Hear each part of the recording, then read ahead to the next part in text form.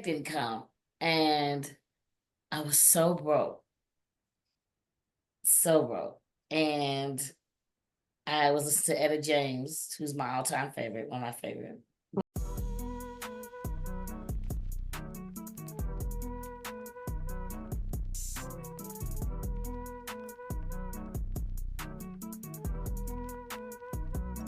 Welcome to Message Reveal. Message Reveal identifies a vibe, a message, or a story told through lyrics of a song.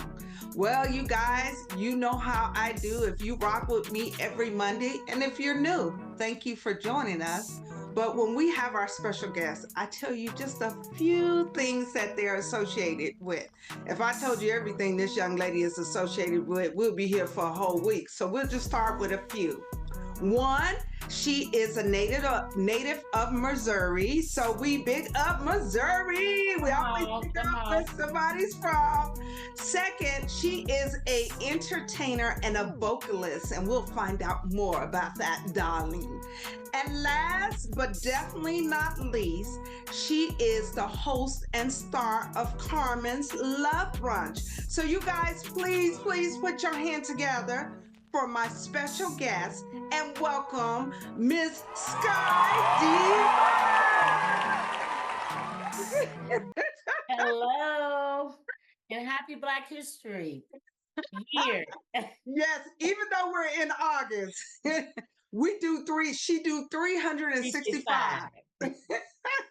So welcome, my dear. This is a long time coming. Yes.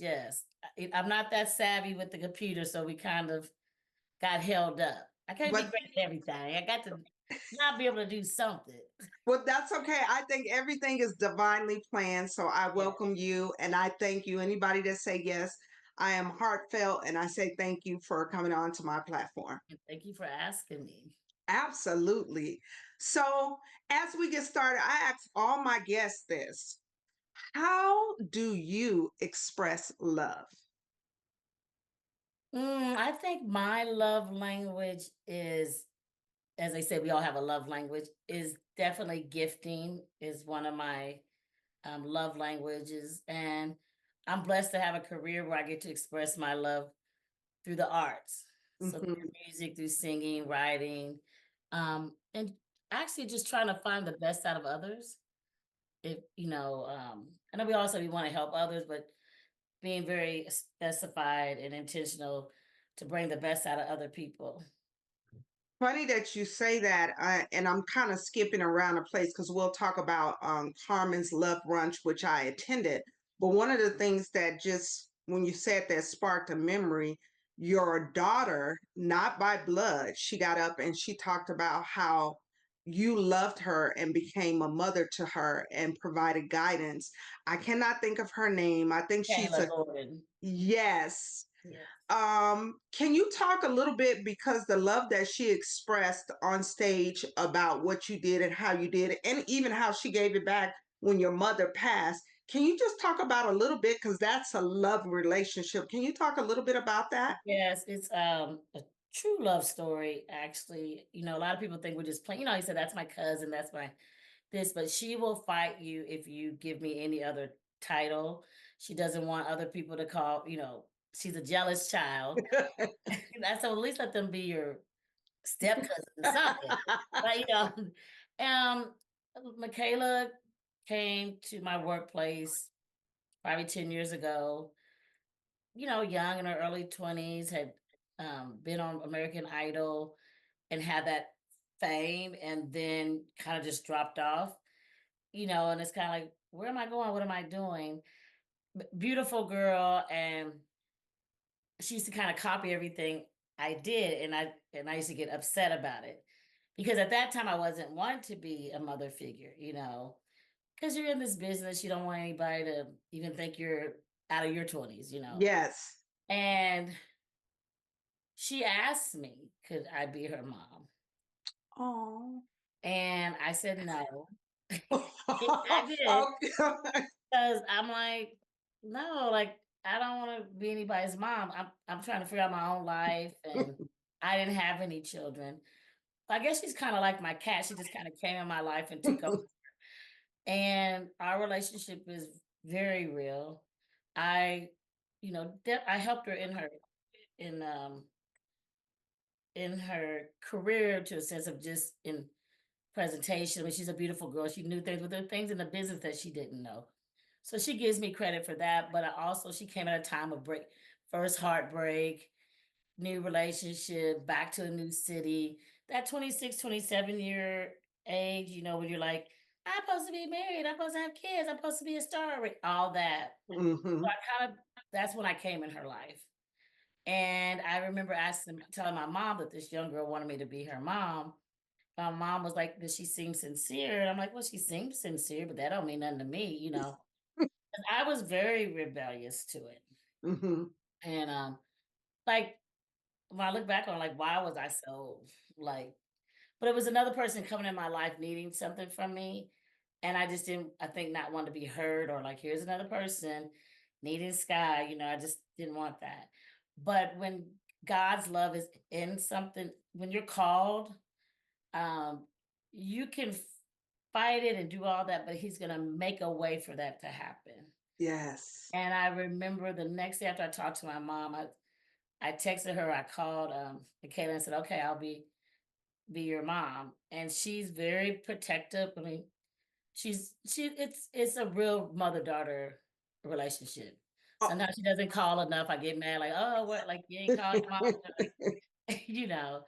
And then when my mom passed, she got on that plane, and during COVID, she had a job. She did a radio station in LA, and she came and she was what I needed.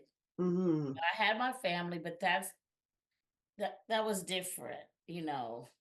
I had something of, mine Yes. that knew the other part of me, and she scratched my back and ran the errands along with my um play brother Jason, and who she calls her uncle. So um and it was her first time, to at a black funeral, so it had its own comedy moments with that. But she laid with me, she scratched my back, and she knew my mom and called her Nana. So but it also taught her about love because she had realized that the place she was in her own life, not that she was selfish, but she had not really given up anything. And she could tell her own story, but it was her first time I really said, I'm giving up something to go be with somebody who Mm. needs me. So it Mm. was a love lesson for her. And it was a love lesson for me to be able to receive Mm. the love that was given to me because I Yeah. had to do all the arrangements. I have a brother, but you know how the girls kind of end up doing all the I had to do the eulogy and I had to do this and I had to do that. So I was still the person. Even my mom had sent a message for those who believe, like in death, to tell me you won't be able to grieve with everybody because they're all going to need you. Wow, she was preparing you. Well, yeah. Well, she didn't get to, she sent that message through a friend Mm. after she passed. I never got to, I losing my mom was very unexpected. Um, I never even got to see her when I went home because it was a snowstorm and there was COVID. Mm. So I never got to actually see her. I mean, we talked on the phone, planned for her to come home. Thought she was coming home the day that she passed.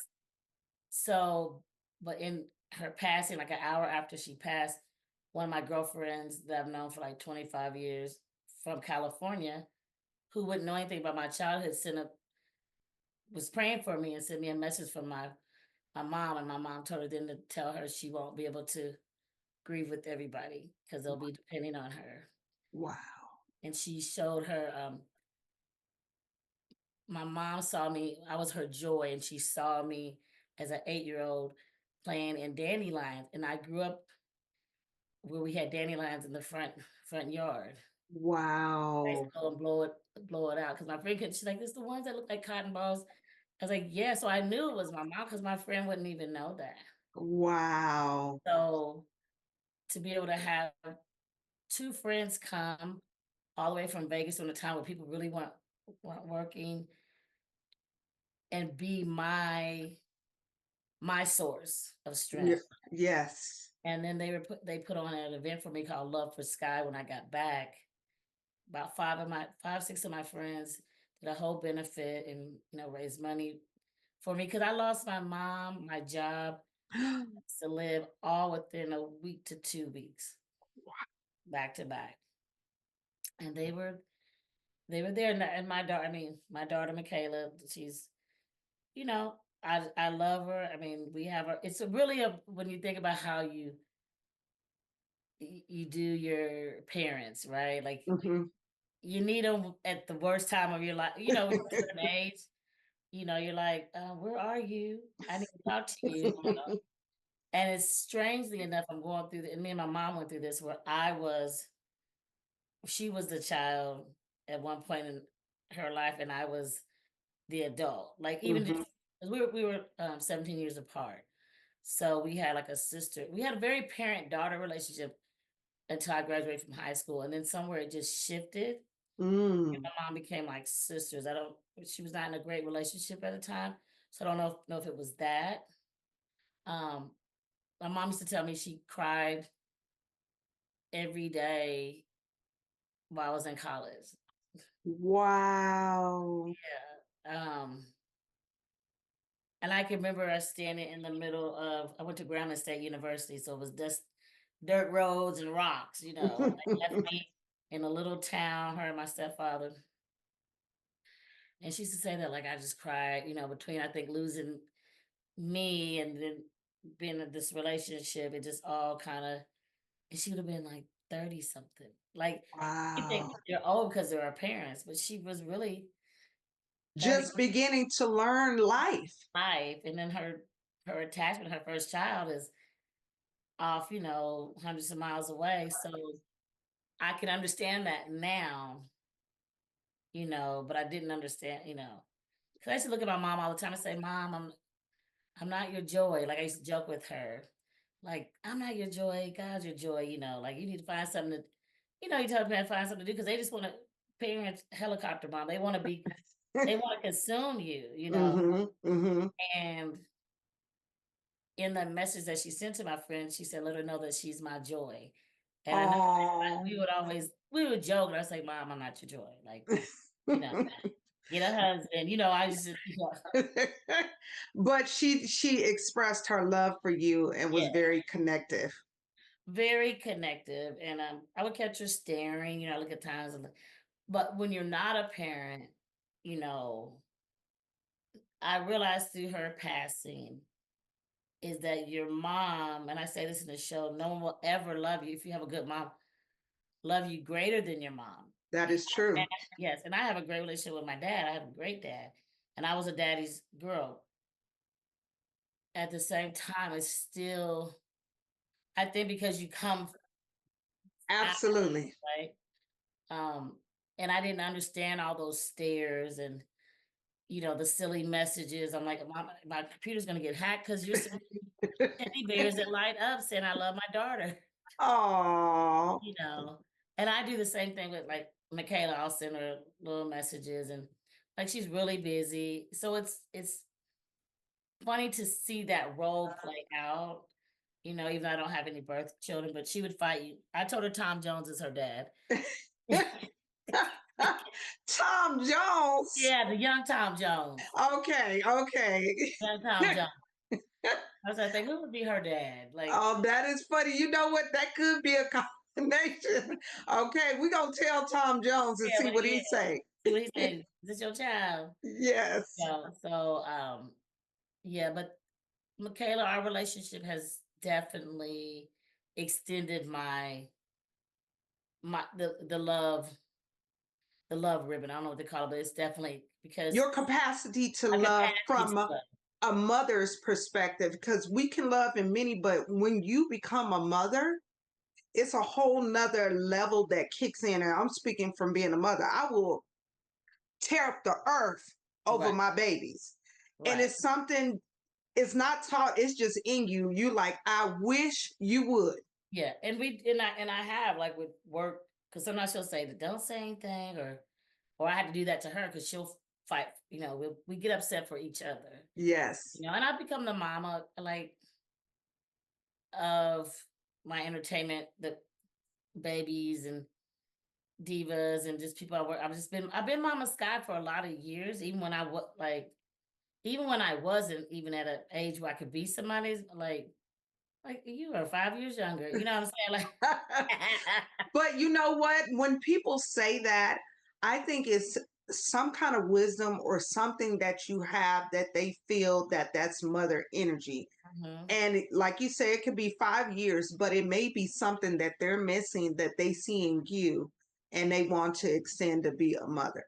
Right. Well, I find it very even before losing my mom, I had a few girlfriends that had already lost their moms young, or didn't have relationship with their mom. So I always shared my mom Mm, with my friends, but I never understood people not having a relationship with their mom because I just always had one. And I'm glad God didn't make me selfish because she was needed for all the jobs in community work that she does or did. And I accepted that role probably when Michaela came. Like I realized it ain't nothing I can do. They gonna call me. I'm just got bossy over here. I'm nurtured, and I try to get I try to get away from it, but it's like it's just as they say, a mother of Zion in the church. The yes. mother of the church.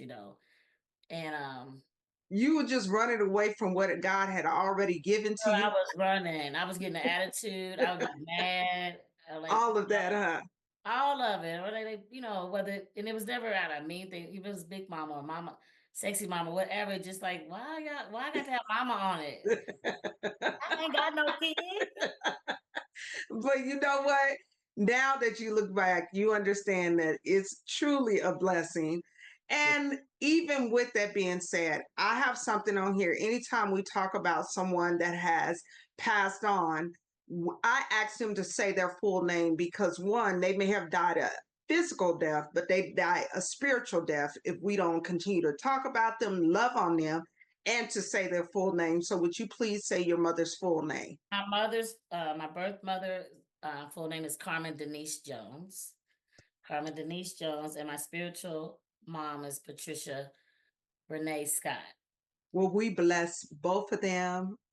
Thank you for sharing that story and your perspective of being a mother because what you don't realize, it is someone that is exactly in your shoes that now is probably saying to them, their self, I can be a mother now because they understand that it's a process and it may not always feel right, but that's what mothers, we go through a litany of all kinds of stuff, but we're still there, we're still represented, and God blesses us for standing and being strong. Right, right. And with the passing of my mom, physical passing, it's like you realize, and maybe even before she passed, there was a moment when you realize, like, oh, I'm them. Like we are the aunties or the moms now. We are the wisdom now. Yes, We yes, are the teachers now. Like there's yes. a time when the mantle just happens, and you're like, oh, I'm the one answering the calls, and you know what I'm saying. Not that we don't have the ironic thing is a lot of irony. My mom, my spiritual mom passed. Then Mary Wilson from the Supremes, she was a good friend, mentor, loved her dearly. She passed the Monday of the week. My mom passed on Friday. Wow. I remember having a conversation with my mom saying, "I'm gonna go back to Vegas. They got this uh, not an event, a tribute to her. She passed somebody. Said I'm gonna go and I'm gonna sing. And I remember singing a song to my mom saying, "Listen to this song. I think I'm gonna do this song." And what song was it? Oh my gosh.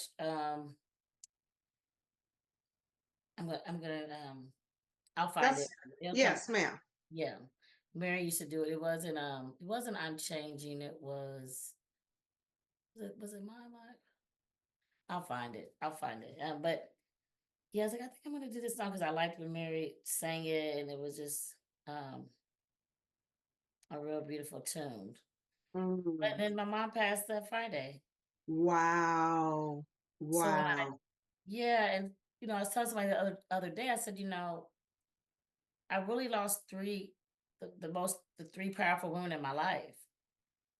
I didn't see Mary a lot, but when she if she was out of the country, if she heard anything, like I lost a job or anything, she always just had a word of wisdom or like, I couldn't wait to get back to the States, God, just to let this is the good Yes. place, or keep at it. And I always just love to know that I was able to please or impress her, that that I earned this spot and what she respected as an artist. Absolutely. And I That's a great thing. mean, it's legend, you know. Yes. And yeah, matter of fact, I didn't even believe somebody had. I saw it on they do the YouTube. Some message will come up like so and so passed. I thought it was one of those like prank Flukes. flukes, and I texted her. But while I'm texting her, then I see that it's really real. And we had planned on. I mean, that was what, February. I think it was November. We had last chatted or whatever, because she was going to come to the show that I was doing, but she had a surgery coming up, and she just wanted to rest and said, "I'll see you after." So, Mm, um, but when I look at those three women, mother figures, right, mentors, who are not there for me anymore. hmm So to lose, you don't really realize how much, quote unquote, I don't like to overuse the word, but trauma, like when you really sit and think like, oh, because my spiritual mom was my go-to for the word and for that wisdom. My mom, can't nobody outdo a mama's prayer. hmm That's my cheerleader, my friend, my everything. She supersedes all of them. And then Mary, just in a regal sense of a legend, a co-signer for you to keep going. Yes. Yes. We all need those. I call them those engine starters that they are behind the scenes cheering you on like, okay, yeah, this may have went on, but you still can move on. We all need that at some point in our life. So Right. she was your engine starter. Yeah, yes, yes. And to think that that's three. So really I don't so that made me realize like, oh, I shifted into that position. And I have amazing friends. I'm not saying that no one is not there. Yeah. For especially my mom and my spiritual mom were Mary Wilson, Patricia Scott, and Carmen Jones were um yeah, they're the angels, the anchors. Yes. The Well, I don't know what your belief system is, but I believe that physically they're not here, but spiritually they yeah, are angels watching over you, sending soft messages, whether it's through friends, whether it's you driving down the street and you see a number or word that reminds you of them. They're working on the other side for your good, I right, believe. right. Yes, I do too. I do too. So thank you so much for just kind of sharing that. Again, this season is about love, so we want to talk about love and how it impacts us. And with that being said, do you know who Tank, the R&B singer, is? Yes, I know who he is. Yes. He said something that was very, very profound, and I just want you to think about this. He said, "Our violence isn't the threat; our love is." Our So, violence. Say that again. our violence Okay. isn't the threat; our love is. Oh yeah, yes. So, from my perspective, they're going to keep pushing the violence, but the love is so much more powerful and it takes us to a higher vibration. Exactly. That's really where they don't want us to be. So, I say that, and I don't really get into the they and don't. It is our responsibility to push out that love so we can bring the world to a higher elevation. Yes. Yes. I totally agree with what he stated, because doing this Carmen's Love Brunch, I just said this maybe a few weeks ago. I said, "Oh, it's like I had to fight. It's almost a fight to get people to respond to the Love Brunch, right? All the other shows, because we're still growing. I'm not worried, because I know God's gonna do what He's gonna do, and Yes. I'm gonna do what it's gonna do. But I said, I was in one of my frustrated moments, I said, why am I having to almost feel like you're begging people to come to receive this thing for them, this love thing that's gonna empower them, but you don't have to beg them to go do, see the Yes. shows or the violence shows or the, whatever. And I said, wow, I said, are we this far removed from, and I say God, love, are we just that far removed? Because there was a big convention that called me at the last minute. And then I had heard them speak on how they had been working on this project for a year, right? And then I thought, but you left out this gospel soul food experience, Wow. regardless if it was coming to me or anybody else. But I'm just gonna say what we are rooted in our Black history, in our, in our history. And I said, and I saw these other things were a little bit more packed. They got a better reception than we did as far as people attending. I said, ooh, we are totally disconnected from the roots of even our own freedoms, even as well with love. Yes. And that kind of like, oh God, like you really are giving me a responsibility. Well, okay, that part right there, the responsibility. You, me, and anybody else that believes in love, we have to continue to do our work. Now, will it be easy? No. Will it be a bed of roses every time? No. Sometimes it's like giving a baby food. You giving them a scoop at a time. Right. But if you stay consistent, love is the most empowered ingredients that we can take, we can ingest. So we just have to keep moving on. I didn't have to do my second season about love, but I've seen too much disconnection of love. I've seen the artificial love be at a higher level than the natural love. So hopefully on this platform, we can give someone to think about it, to look at it through a different perspective, and when they get off, call someone or tell someone, I love you. Because Right. love come in many forms and many levels. You have love of a place, a person, or a thing. But we just want people to think about love.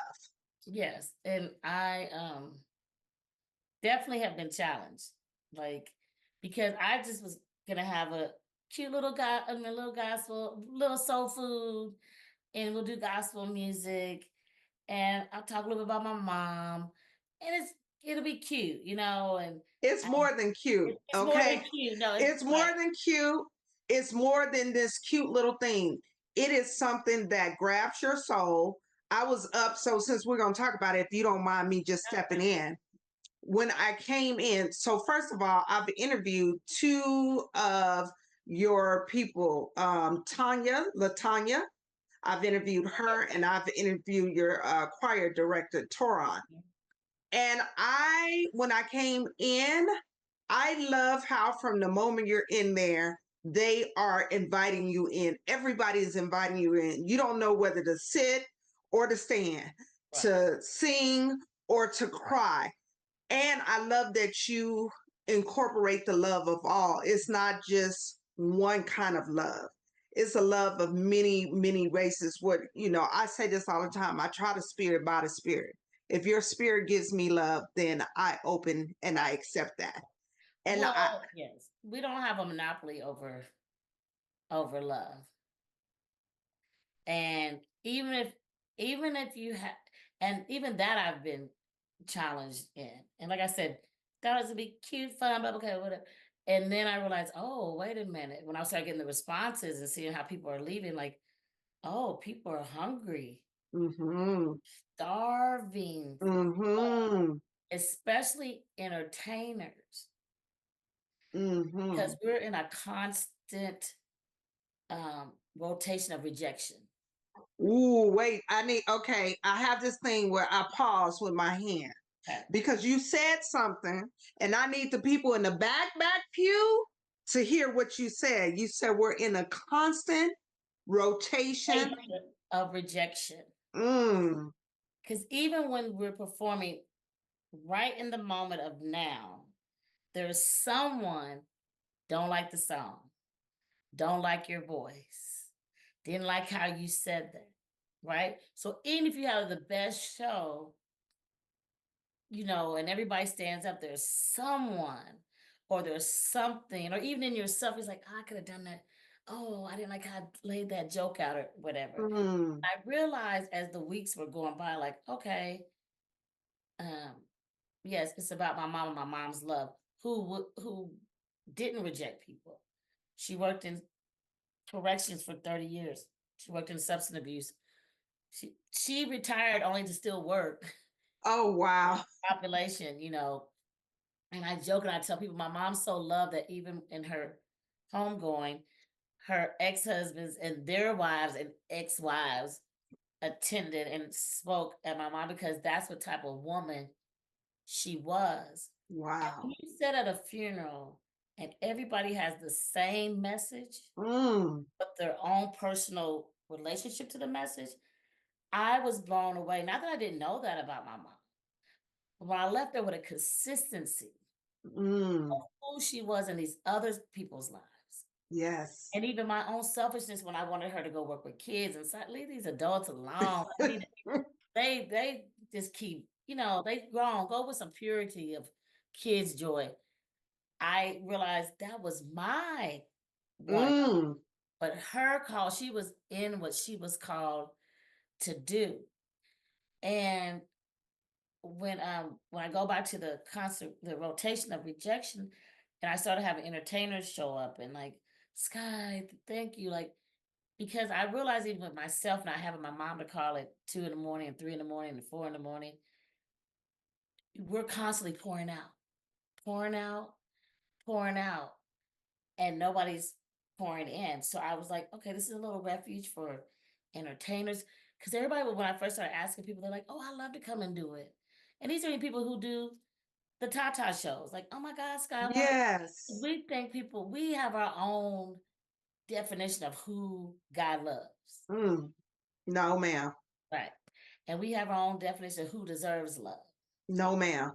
And even in my blackness, right? Of course, I'm going to, I remember when I was young and I went to this other church. I'm from a small town and it was a white church. It was a four square church, predominantly white church.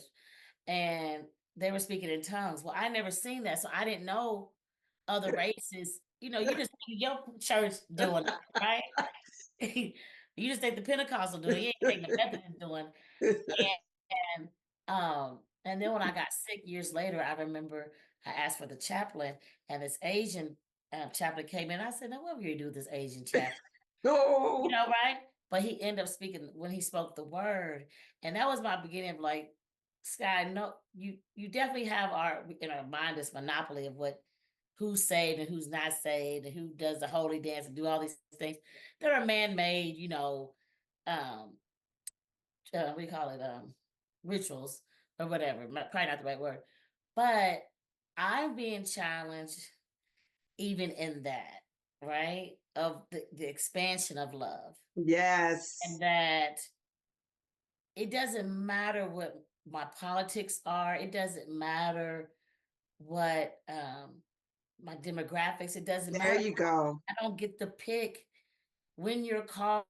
I'm just here to say, I'm just here to let you know that you are loved. Yes. Right? Yes. I Yes. I'm not there. I'm not a pastor. I'm not a minister. I'm not trying to lay hands. We're not collecting tithe and offering, but I do have some merchandise for you. You know what I'm saying? That's not what that's not what my reason for this was. But God Hmm. did let me know that, oh, this is a move, show me this is a movement, Hmm. that what we are doing is important and what I'm doing matters more Yes. than I went into it thinking it was for.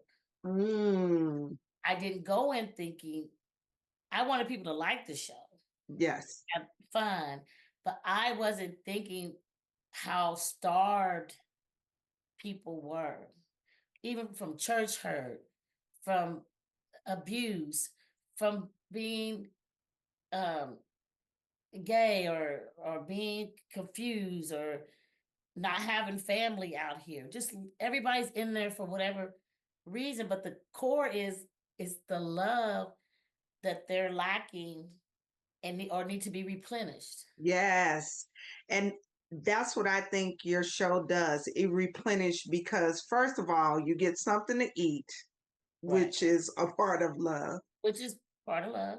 And then you get in there and you get a message. And not only do you get a message, you're going to get up on your feet because your choir director is excellent. I love how you kind of takes us down memory lane with your relationship with your mother. And in addition to that, you provide love because you have different people coming on and performing and showing their gifts. So I would consider your show a love fest. And if anybody gets the opportunity, I would encourage you to go on a Sunday. You got some people in town, some people out of town. Go and support the show because it is beautifully done. You And we guys, laugh about the black church that like it's a lot of shared moments that I believe like we're probably around the same age or within the same, decade of we still understand what it was to grow up at vacation Bible school and all these things that are actually kind of funny when you go back. So it's a lot of memories of the black church or a certain style of church, Baptist or Pentecostal, that we all have a shared. You don't even have to finish the sentence because everybody remembers you. What you got red? You can't be wearing no red lipstick. You know what I'm saying? You yes, got your ears twisted. You got to because it actually is in the love from our grandparents and aunties and mothers of the church. You laugh at some of the reasons why we were disciplined, but you also say, wait a minute, they knew what they were talking about. So some of the stuff we owe them an apology, right? We rushed, absolutely. you Because know, they were providing structure. They was providing a foundation. Here's what's so if we can connect the cord real fast, if you don't mind me jumping in. Think about we knew it was a certain protocol. So if you go to church, it was certain things you were not going to wear. Like you said, maybe it was the red lipstick or whatever. But think about now with the young people, they come and they interview and they come in some booty shorts or they come in an outfit that they would go shaking it. Nothing wrong with the that outfit, ain't but the young people, honey. it's not the proper place to provide that. Right, And that's what they was giving us. It's like, listen, it's a time and place for everything. This may not be where you need to be showing that off. right. And I, as we talk about love, I say to my choir a lot, or some friends that are close to me, but I say to the choir because I want them to understand that love is correction. It's not all smelling like roses and It's true. even with roses, there's fertilizer that stinks, right? So you can grow. Mm-hmm. And you have to be able to be corrected because I feel like um as we kind of transition in the conversation that saying going to what Tank was saying, I think that's a thing in our community. No one wants to be told. We've been living through a message of I can do what I want. Mm-hmm. And the truth is you can, Mm-hmm. but not without consequences or Absolutely. right? Absolutely. And we were given the consequences and the rewards. And maybe we were given too many consequences, but there was a lot of balance. And when you just love only to have the crowd applaud, I'll even say when I taught Michaela things about performing, ignore the applause because people clap for bad things too. Mm-hmm. So if Mm-hmm. you base how well you did something on a night where everybody might have been drunk, right? It don't mean you were good. It means they were drunk, Okay. right? But but if you can judge yourself on your own merits or give yourself a merit of no one can deny excellence. Mm-hmm. You don't have to like Beyonce, but you can't say that she's not great at what she does. Absolutely. So those things can't be denied. So if you cannot be denied in what you're doing, then you're on the right path. But if you only are seeking applause and told that you're great, then you're of out of the realm of love actually because um you're not correcting yourself. And this is even when my mom was alive, because we used to we fuss like sisters. And I'd be like, okay, mom, I'm coming home, but we're not gonna fuss this time, right? But she was a Cancer too, so we both had birthdays too. Oh, y'all both had that water, very emotional. Yes, yes. I think we know everything. So, uh, but I did. No, I'm just Look at you. but I used to say, God showed me that I wasn't operating in love just by reminding me you get irritated too easily. And the Bible says love is not easily irritated. That's right. It's patient. Patience. And when you get checked on something like being irritated, like, what you mean I ain't loving? I love, but there's levels, as I say, there's levels to this thing, right? So you know, and I'm going through as the Carmen Love Brunch is building, I have found that I'm being very tested. I'm really being tested now in love Mm, mm. and in forgiveness and in wisdom of, do I need to speak? Do I need to act? And everything don't have to be said, because there's words that you cannot take back. There you go. And words are power. So Yes, even when you think you're saying, forget about so and so, which I've said many a times, oh, I don't care that I don't care. And what I realize is when we're saying we don't care, that means we actually do care. absolutely. And we should be caring. The problem, that's what's wrong with us, is because we don't care. The point is, you should care what people think about. I should care what you think about me. Not in the sense of being a people pleaser. Yes, because it's a balance to it. It's a Okay. balance. It's a balance. I'm saying it is a balance. But I should care that I carry myself in a way that would please God, please my parents. There's things that I don't do because my parents are alive. I wouldn't want them to, I wouldn't know them to open up and say, you know what I'm saying? There's certain things that you fight, even at this age.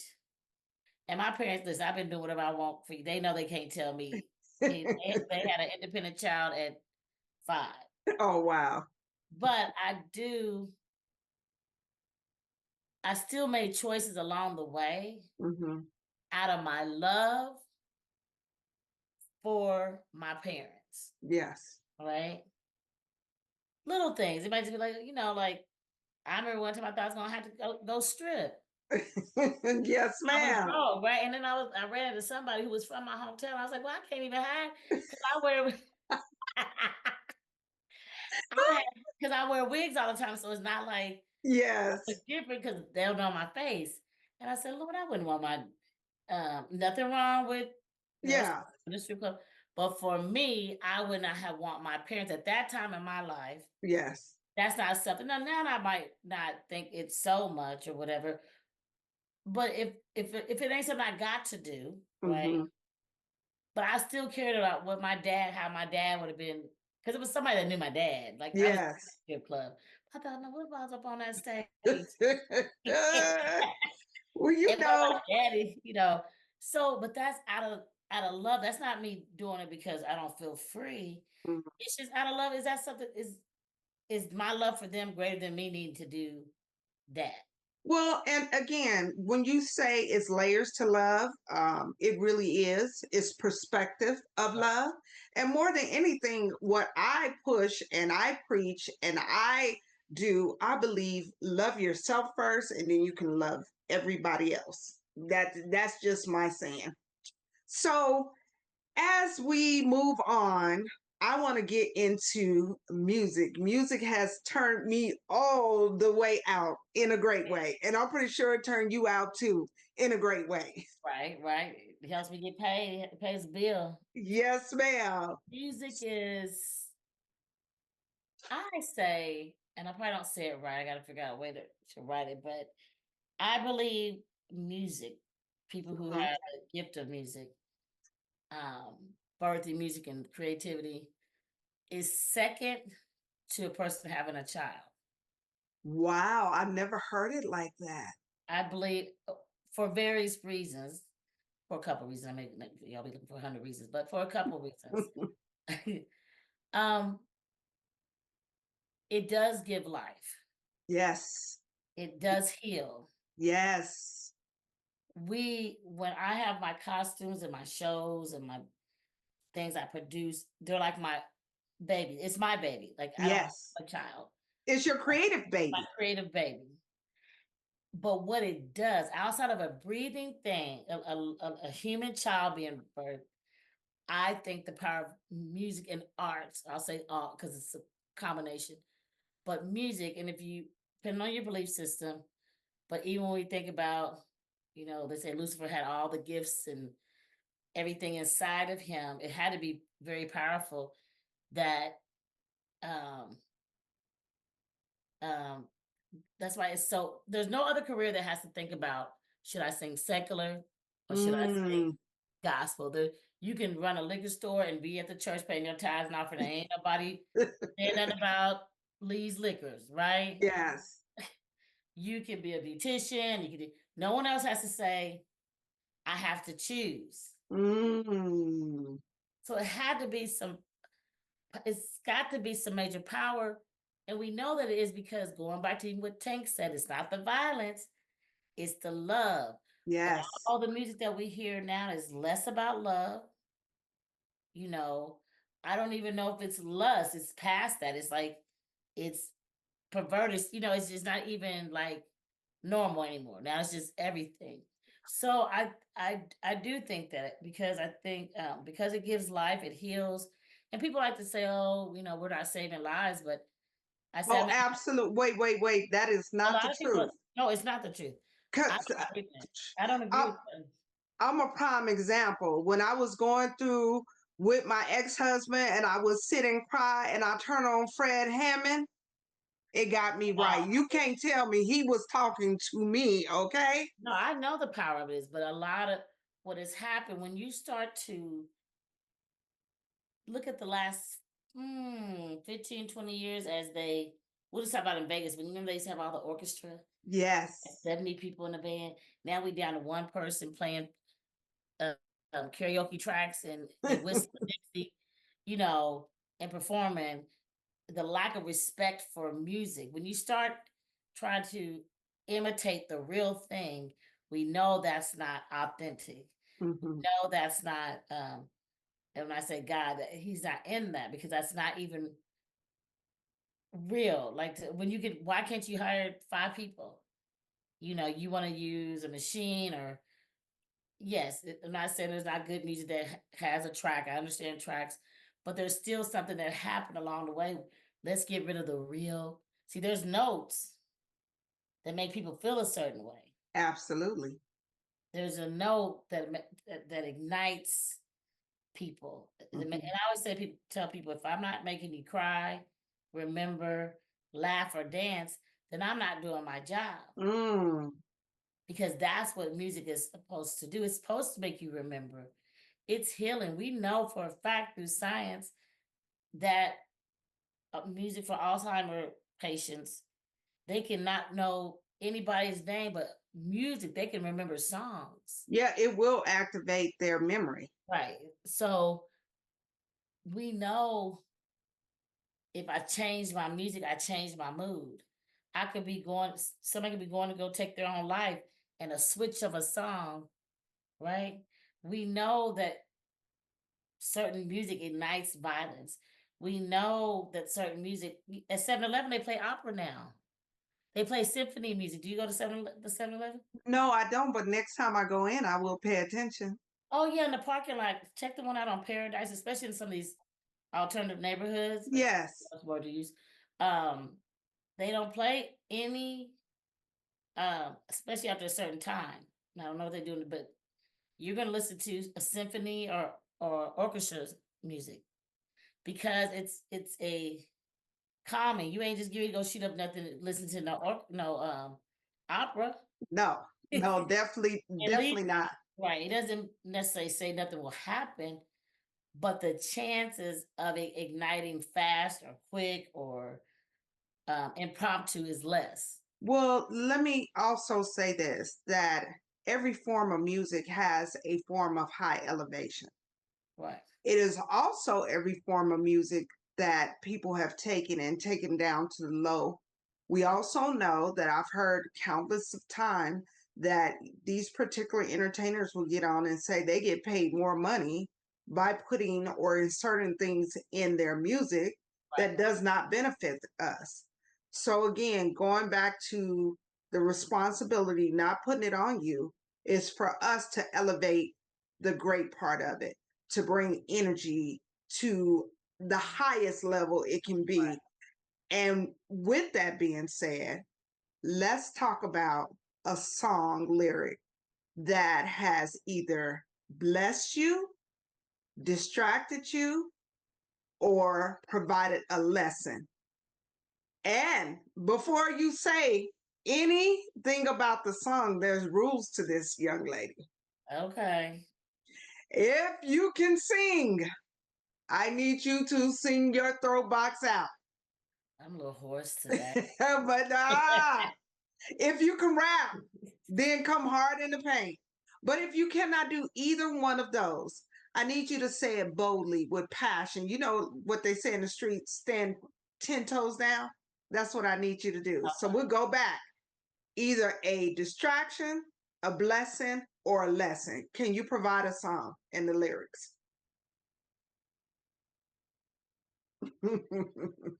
Oh, crap. Oh gosh. It provided me a lesson. I don't remember all these lyrics, but the title of the song was, this was a turnaround time for me. I lived in Oakland. I had lost, I have a degree in criminal justice. So I used to work, um, I worked 15 years in the system. Juvenile Wow. hall, case manager, group homes, all of that. So for some reason I was unemployed though. And I was waiting um for unemployment. Mm. And back then you was mailing it, you had to check the box or what, something like that. So I must have been sick. And I said that I was sick, but I didn't know you didn't get paid if you were sick, right? Oh. So the check didn't come and I was so broke. And I was listening to Etta James, who's my all-time favorite, one of my favorite. Mm. And she had this song, it was probably be in the country blues genre. And can I look up the lyrics? Absolutely, absolutely. Because I want to hear you sing this song. Oh, I ain't gonna be able to sing it. Or okay, or at least give us the lyrics. When you're all the way down. That's what I say. And you ain't got no place to go. That's when I think of the lyric, and it has been so long. But it's called one step, one minute in time. I'm gonna find it. But Okay. I played it over and over and over again. Let's see. Yeah, please let us know because I Her voice on the song. I didn't put it back in my show. yeah, because we always like to let the audience know what song. So if they want to look it One up step or at a time. One Step at a Time by Etta James. Yeah, one step at a time. Search yourself and be real. Search yourself and be real. Show the love in your heart. Don't give up. Don't give in, and don't give up. Mm. See if I can find the lyrics. So this song, it bless you. Oh, it blessed me. Like I couldn't. One day, one step at a time. Oh no. Let's see. We didn't ask for it last. Ask for it last. Sorry. And I was trying to. Oh, sorry. You're fine. I was trying to find the lyrics. Yeah, it took. And it's okay if you don't find it. You can continue to talk about Yeah. it. No, no. Now, Etta James is one of my favorite, but I don't really like to sing it last because that's the only song people will sing. Really? She has so much great music, very underrated. And